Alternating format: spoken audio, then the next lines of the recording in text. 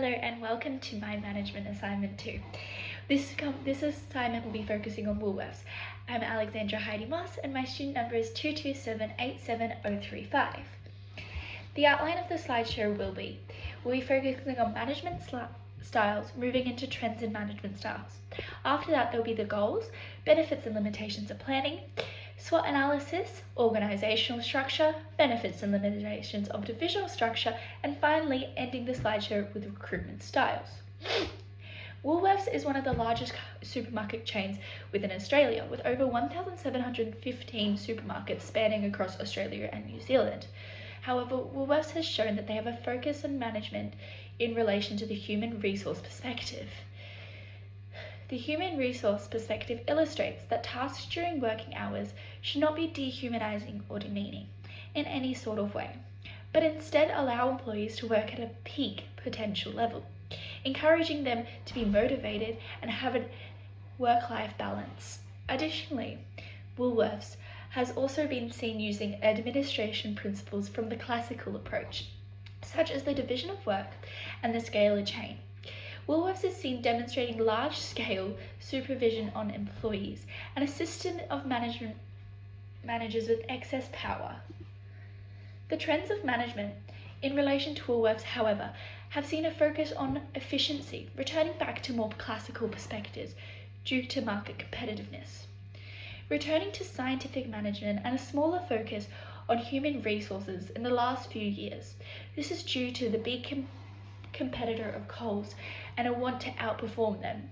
The management style also shows an ongoing trend in inflexibility in relation to employees and staff, constructing a negative work culture in the last few years. However, Woolworths states they place high value in their employees and their human resource perspective. For the goals that I will be providing for the company, I've split them into two sections, strategic and tactical. The strategic goal is to diversify income streams in the next 10 years, expanding into everyday household items such as electronics, clothing, medication and cosmetics within grocery stores rather than a separate chain. Woolworths has a separate chain of Big W, however it is inconvenient for customers and consumers to be travelling to a separate store to gain these items. Instead, my suggestion is that the individual supermarkets expand into these areas, providing customers with a more overall approach. The tactical goal, however, is over the next 6 months, over 90% of customer inquiries were responded to in 3 working days from the initial request. This means that the customer service team will be providing more feedback for customers. One of the issues with Woolworths currently is that they have a lack of trust within their customers. Being able to provide information and respond to their customers can build up trust and allow them to perform at a higher quality level. Moving on, we have our benefits and limitations of planning. So, our limitations of planning can include placing pressure on employees and the company to achieve certain things. Plans can construct a false sense of security, leading to lost motivation. And finally, plans can stunt creativity within employees. However, overall plans have a larger benefits. Plans can guide resource allocation, plans set a standard in which employees should perform, and plans guide employees and the company in what they should be achieving. In conclusion, I've said that in relation to the goals above, a certain time period may place stress on employees, resulting in dysfunctional work environment for the company. If goals and plans aren't met, it may result in harm to employee motivation.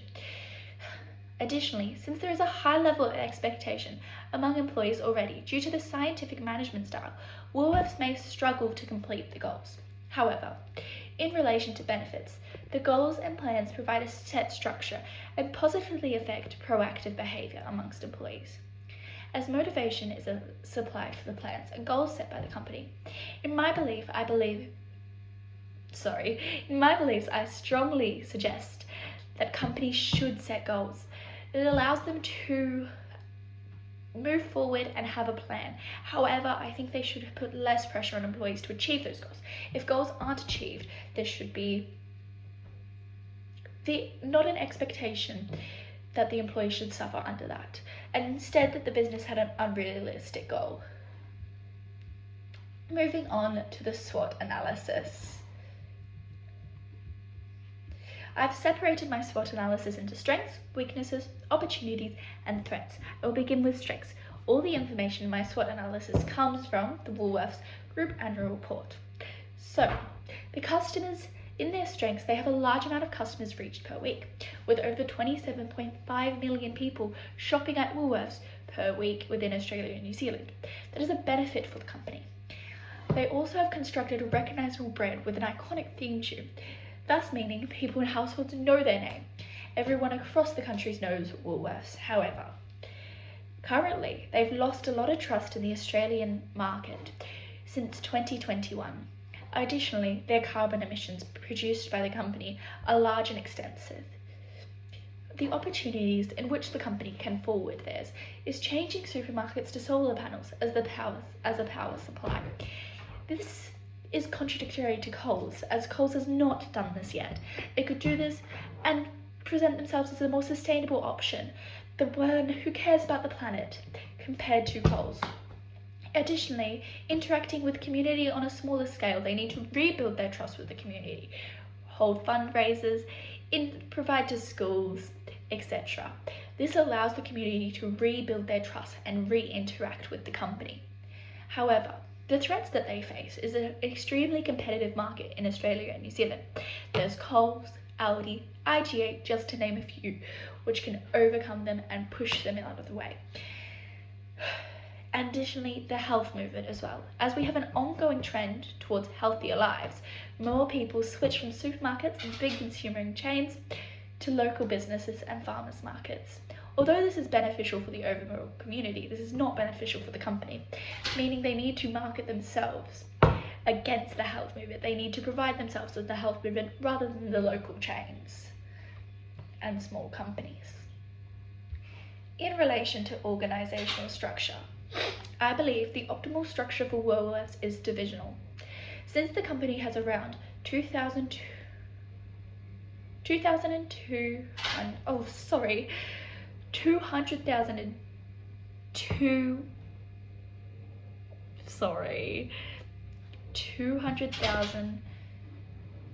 numbers just aren't my thing right now. They have a lot of employees and 1,715 stores across Australia and New Zealand. Divisional structure is applied for diverse companies, thus should be applied for Woolworths. The company owns several chains, including PetSmart, Big W, and Woolworths, of course.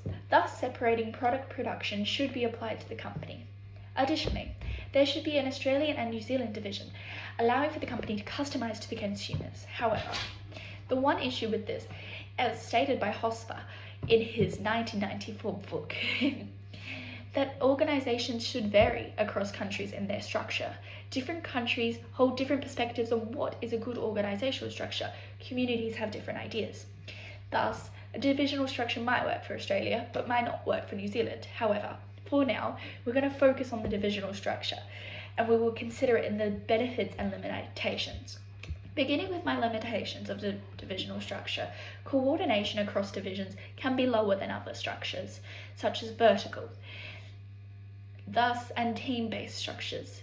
It's harder to communicate, and divisions can travel in opposing directions. One division can make one decision, another makes an opposing one. However, the benefits outweigh the limitations, in my opinion. The organisation is flexible in response to external factors and internal factors. They can respond in a quick manner, which is needed in this highly competitive market that Woolworths is in. Concern for customer needs has increased, which is another threat that they face, as they have lost trust with the customers, a weakness. By having a divisional structure, they can respond to their customers at a higher rate. And employees are grouped in single locations. Since they are such a big company, they cannot be running their New Zealand branch from Australia, so they need divisional strands. Finally, moving on to my recruitment suggestions. I believe before hiring it must be considered how long a person is likely to stay in the company, such as someone closer to retirement may have more skills but less time to provide for the organisation. Thus, an ideal person has the skills and longevity. An individual needs to also have the basic building blocks to work for the company and must also meet job requirements. It is crucial to consider the company's long-term goals and image they want to present to the public. Thus, when hiring, you must find an employee that fits the company now and in the future. Someone cannot just fit now. Someone needs to fit for a longer period of time. Woolworths can provide, I believe, should provide internships or work experience to those interested in the industry, allowing for a small time period in which an individual can be critically assessed by the company to see if they're suited.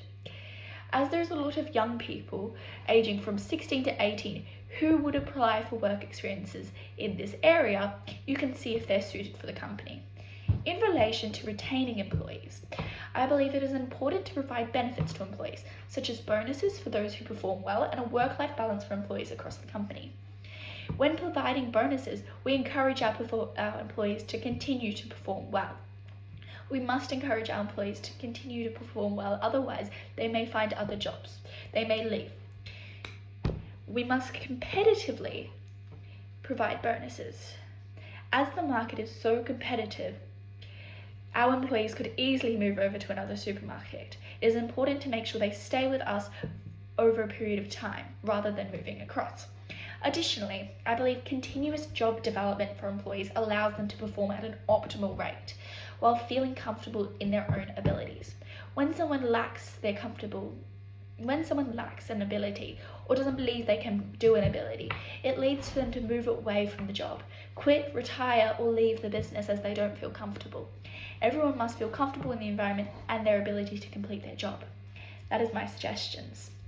Thank you very much for listening to my presentation. I hope you have a wonderful day.